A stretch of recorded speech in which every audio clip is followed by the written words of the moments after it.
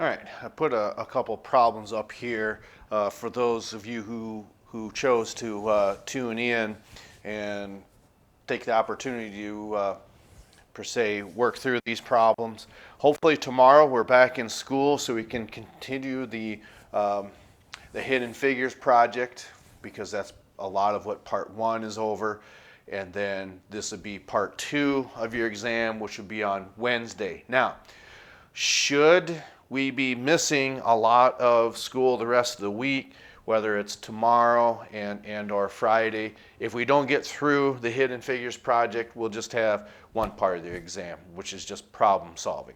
That's if we're done meeting for the week, if that's what Mother Nature has in store for us. But regardless, here's a couple problems. I'm going to read them in case it's hard to read, and then I'm going to hit pause, and you can have your opportunity to try to work through it on your own. Then I'll turn it back on. We'll work on it together. Okay, so this says, what is the force exerted on a bar? Okay, it could be a wrecking bar, curl bar, pry bar, anything like that.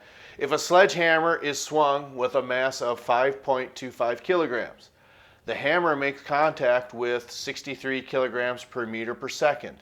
And 1.12 seconds earlier, the hammer was moving at 0.71 meters per second. Okay. Then this bottom question, okay. An eagle is out flying and spots a rabbit on the ground. What is the kinetic energy placed into the animal or the rabbit if the mass is 7.50 kilograms, in other words, the eagle? It spots the rabbit moving at 8.75 meters per second. Then 4.35 seconds later, the eagle is moving at 14.30 meters per second squared.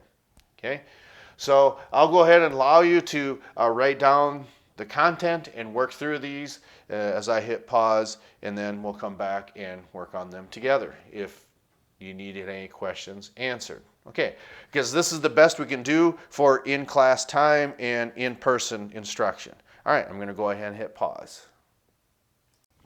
Okay, so just like what we've been doing all semester long, the best thing that you can do, okay, is write down your given information, okay? And then one of the things we always do, so what is the force? So we need to find what the force is. And what two things do we need to know to solve for force? And that is mass and acceleration. Okay, so as we look through this problem, okay, we've got a mass. Mass equals 5.25 kilograms, okay? Then we have this variable here, 63 kilograms per meter over seconds, okay? Well, what does that mean? This type of label, okay, is telling us that this is a momentum. So that is the variable P, okay, equals 63 kilograms dash meter or per meter over seconds. Then in 1.12 seconds, that would be a time, okay? The hammer, and then 1.12 seconds earlier, the hammer was moving at 0.71 meters per second, okay? So we know that because it's meters per second, we know that's a velocity, but is that going to be an initial or a final? Which do you think that would be? And the clue is, it says 1.12 seconds earlier, the hammer was moving at this speed. So that means it hasn't made contact yet, so therefore this is an initial velocity. So notice, in order for us to solve this problem with force, we need to have an acceleration, which we don't have. But with this, is there enough information up here to solve for an acceleration? Because we know that that equals Vf minus Vi divided by time. We don't have the acceleration. That's what we're looking for. We don't have the final velocity. We've got the time and the initial velocity, but we can solve for one more of those. Well, if we had the acceleration, we had already solved for force. But since we don't have that, we need to calculate this here. So with this given information, how can we solve for that acceleration and for that final velocity and ultimately the force. Okay? Well, if you look at this formula, your momentum equals a mass times your final velocity, which means we've got two of the three variables that we need to solve for this here. So in other words, P equals M times VF. So we've got the momentum and we've got the mass. So we do what the equation tells you to do, which is to take 63 and set that equal to our mass, which is 5.25, times our final velocity. So how do we get final velocity on our own or on its own?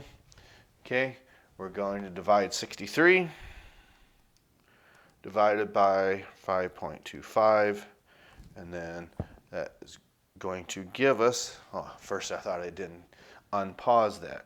That gives us 12 meters per second. Okay, so our final velocity now, okay, was 12 meters per second. Okay, I know we just don't have a whole lot of space to work with this here, so please be patient with me. Now we've got that final velocity, so we can go ahead and get rid of this here. Okay, we can go ahead and get rid of this because now we can go ahead and solve for acceleration. So in order to do that, okay, we're going to take our acceleration, which equals 12 minus what our initial velocity was, and according to this, it's 0.71, and divide that by our time, which was 1.12. We've got this fraction here. Do we need to get rid of that? And the answer is no, because all of our given information is on the right side. We just have to go in a right manner or process to do that. So we're going to take 12, or we're going to take 0.71 minus, 12 minus 0.71. Okay, and that's going to give us 11.93. Okay, so 11.93. I can't, here I ended up doing that on a calculator. I could have just as well as done that myself then as well. I hit 0.071. That's what's throwing me off. Okay, so actually it's going to be 11 point what? 29. Okay, just double check. Okay, 12 minus 0.71. Yeah, gives us 11.29. 11.29 divided by 1.12. Therefore, that gives us 10.08 meters per second squared. Acceleration equals 10.08 meters per second squared. So now we've got our acceleration. Now we can solve for force. Okay, so the 10.08 would go here, but we just wrote this up here so we could put it in that equation. So our force now equals 10.08. And of course, it doesn't matter which one comes first because we're multiplying. You can say the acceleration times our mass, which was 5.25. Therefore, our force is going to be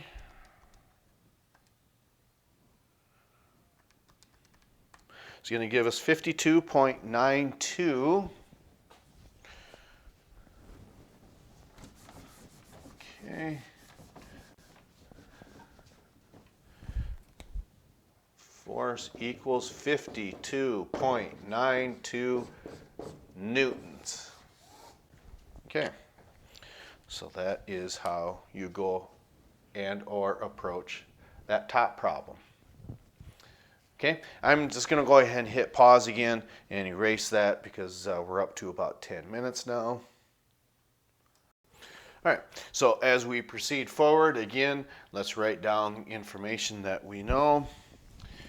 And we've got a mass here of 7.50 kilograms. Okay, and then let's see here. The rabbit is moving at 8.75 meters per second. Let's just go ahead and put 8.75 meters per second. And then we've got, looks like a time of 4.35 seconds. Okay. And then we see another variable here. It's labeled in meters per second squared. So that is an acceleration.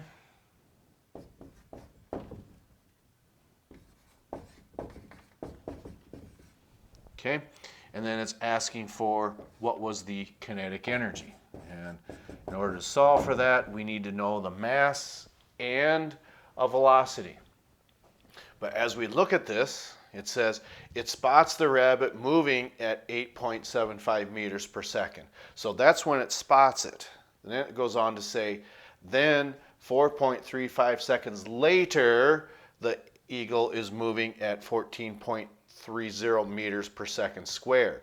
So since this was moving and then later it accelerates to this speed, that makes that an initial velocity, which we cannot use in our formula yet. There's a reason why we go through this is because we're solving for using the acceleration formula to solve for this final velocity because, again, that's just a review of what we've done this semester, okay?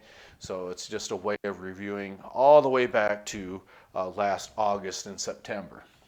Okay, so we need to know the mass and you could say the final velocity or a velocity. That is not going to help us, well, it will, but it's not going to help us in our kinetic energy formula because it hasn't made contact yet. We need to solve for that final velocity. So, according to our equation, okay, do what that tells us to do, which on the left-hand side, we've got 14.30. On the right-hand side, we need to solve for that final velocity minus our initial velocity, which is 8.75. And that is all over the time, which is 4.35. Okay, just like what we've been doing all semester long, we've got this fraction over here with an unknown variable, or a known variable, I should say. How do we get rid of this fraction? Okay, we're not changing anything by putting this over 1. We've been doing that again since last August and September. So if we take 1 times VF, that just gives us VF, and 1 times a negative 8.75 is just minus 8.75. Okay, so if we cross multiply there, we have to cross multiply here, and upon doing so, 14.30 times 4.35, okay, that gives us 62.21.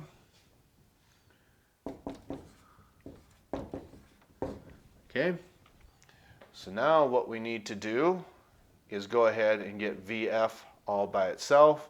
So we are subtracting in this case, so if we add 8.75, we got to do that to this side.